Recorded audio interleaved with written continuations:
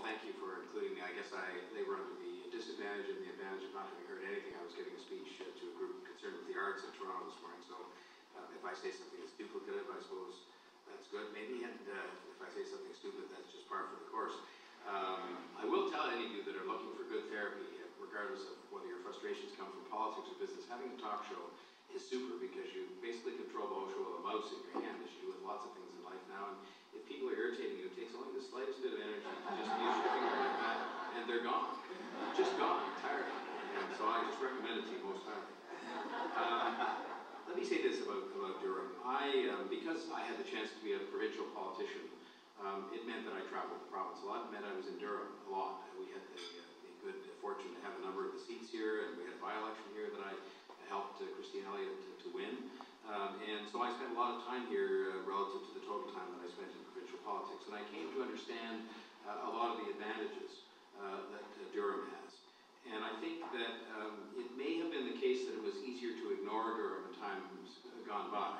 And the question we're looking at here is how we can sort of have Durham play its proper role in a global economic context. But I don't think that's so anymore. In days gone by, the population growth seemed to be going west. The political center of gravity seemed to be west. If you looked at, you had sort of Bill Davis as Premier, Hazel McCallion, even Ernie Eves, represented as I did, a riding was to the west. Greg Soberg, Finance Minister of a period of time in the last number of years, was to the west. The public institution center of gravity seemed to be west, whether it was Waterloo University, whether it was RIM and its great successes, and whether it was Sheridan College, which seemed to get a lot of write-ups and so on. And what happened was the public investment pattern followed, and a lot of the attention followed. You had transportation, if you think about it. I think I remember citing as a provincial politician and referring to the rip-off that happened with respect to the area east of Toronto, that you had, I think, 4 times as many lanes built, for example, on the 401 to the west as you did to the east. You had the airport, Toronto Airport, which had massive investment, which happened to be to the west. Nobody built it there, I mean, in the last number of years. Same with healthcare, autos, education. There was a lot of activity that sort of gravitated to the west. But I think that has changed, not to the point where there's going to be some big bonanza now, because quite frankly, government investment in some respects is going to play the least role in making positive things happen for Durham, for the GTA region. But I think there's an opportunity to catch the wave now.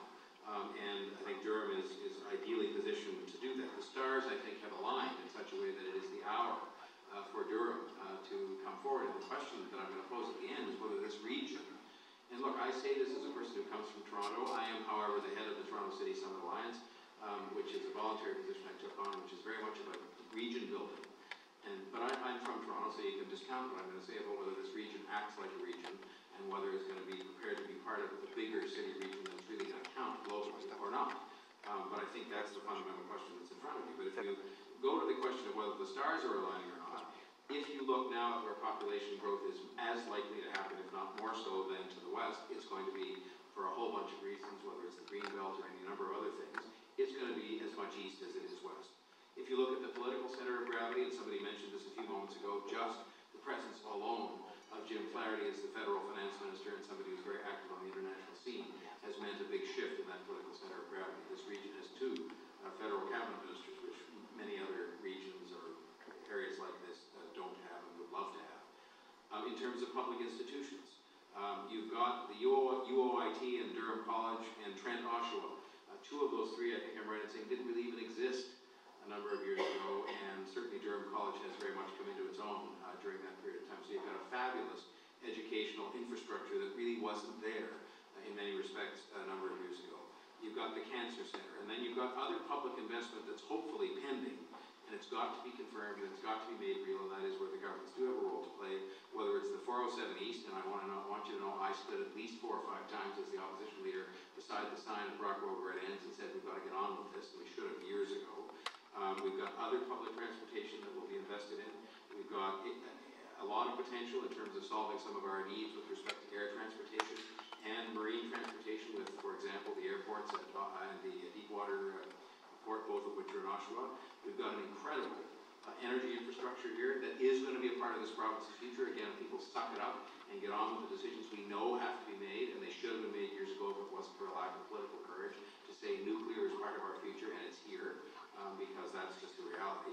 And so, to use the expression, build it and they will come. I think what we've got here is some of it's built, and I think we've got to do a better job, I'm speaking on your behalf as the region, to promote what's here. I think a lot of people don't know that UOIT exists. They don't know what it is. They don't know what mandate it serves, and so on. And I think some of it's to come, and that's the stuff I was just mentioning where we've got to get that confirmed. So how to make that happen? Well, the first thing, and this is the part where you can be, you can react with being affronted if you wish. I just try and come and speak the truth, and I'm used to doing that now on the radio where you can say whatever you want. I know, but you're not going to be able to beat anybody. Act like a region. This region has been, I will say, I think the worst in the GTA in terms of actually acting like a region, and it's shown. I described it in a television interview I did outside as kind of, for some reason, the brother or sister that only gets invited to Christmas dinner every third year for some reason, and only seems to be there every third year. And I think it's because in some respects, if you don't act like a region and get together and say, look, we're going to put forward the great assets this region has, then you'll be treated accordingly. And it's easier to kind of dismiss Durham if it doesn't act like a region. I would also say that once it's acting like a region, it has to do so in a way that leverages the strengths that I've talked about within the context of a broader region. Economic competition, economic development is happening today around the world, and some others may have talked about this already in the context of city regions. And that doesn't mean you have to kowtow to Toronto or be a sort of third-class player. It just means you've got to be at the table with York, with Peel, with Toronto, with Halton, and saying we are together going to take the best of all of what we have and use that as a magnet to attract investment. And I think then we've got to sell. There's the population to sell, there's the educational infrastructure, the industrial infrastructure, the energy expertise that was mentioned a moment ago, and the infrastructure. There's some transportation infrastructure, and we've got to build on those strengths. So to me, the lessons are not complicated. They are act like a region, and then join as a full partner in the broader region